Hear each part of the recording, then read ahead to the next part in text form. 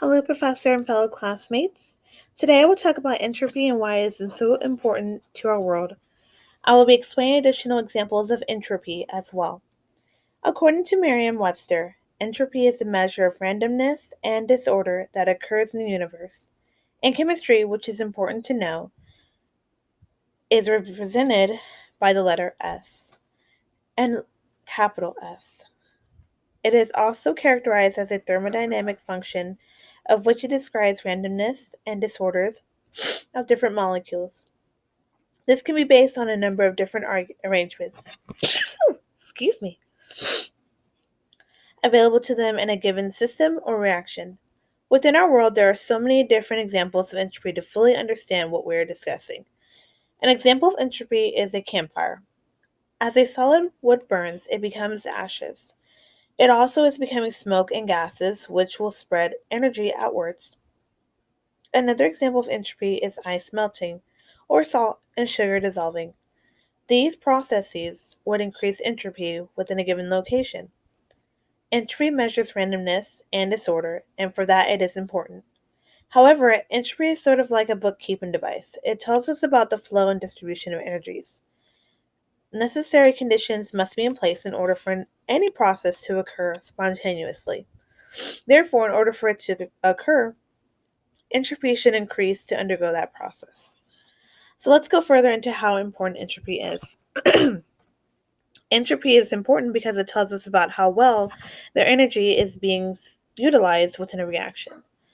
A system will undergo a change and at the same time is subjected to a gradient. There are different types of gradients, which I'm sure you know, such as temperature gradients, concentration gradients, pressure gradients, and much more. The gradients are what cause a system to change. It is because it causes a flow in either mass or energy, or sometimes both. There is a situation, however, of irreversibility, and that causes entropy to be generated. When this happens, a degradation in the quality of energy happens and the loss of the potential to extract work out of energy decreases or is lost. Therefore, we try to limit entropy generation, which would be important in, say, a power plant. So I will describe to you more examples of entropy. Entropy uses oxidation.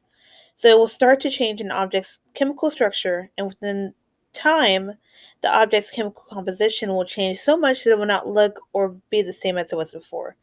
The purpose will no longer be viable. So an example of this is rust. Liquids are also a great example of this, because any liquid will begin to decompose and become useless quickly when it's not used for its intended purpose. Entropy also uses gravity. In this example, entropy will pull on each object and every object until the object crashes down. Entropy is forever lasting, and with the larger objects, the more forceful the gravity is, the more entropy becomes determined to break it down. Entropy also utilizes friction. Entropy occurs with friction in a wear and tear method.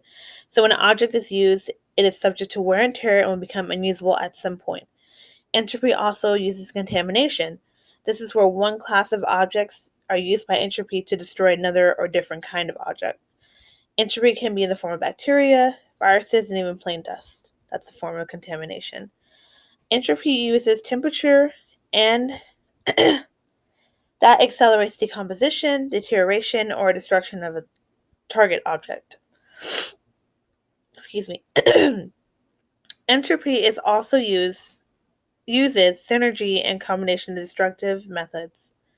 An example of this would be friction generating heat. This causes expansion, causing more friction, which will cause more heat, and then more friction, more heat, and therefore infinitum or infinity of the same occurrence going on and on.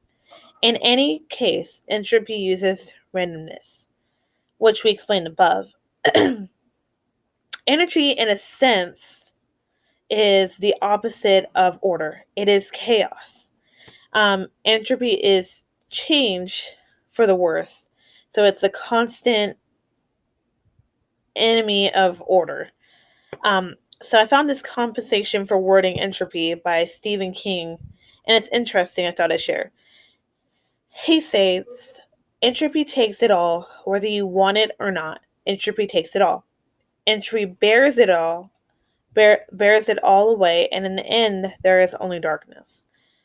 This is what entropy is, and why is it so important to our world. Because we want to reduce it. We don't want it to continue to grow. But thank you so much for your time. Do you have any examples or care to share your thoughts on entropy? Comment below or on the GCU forum. Thank you. Have a great day.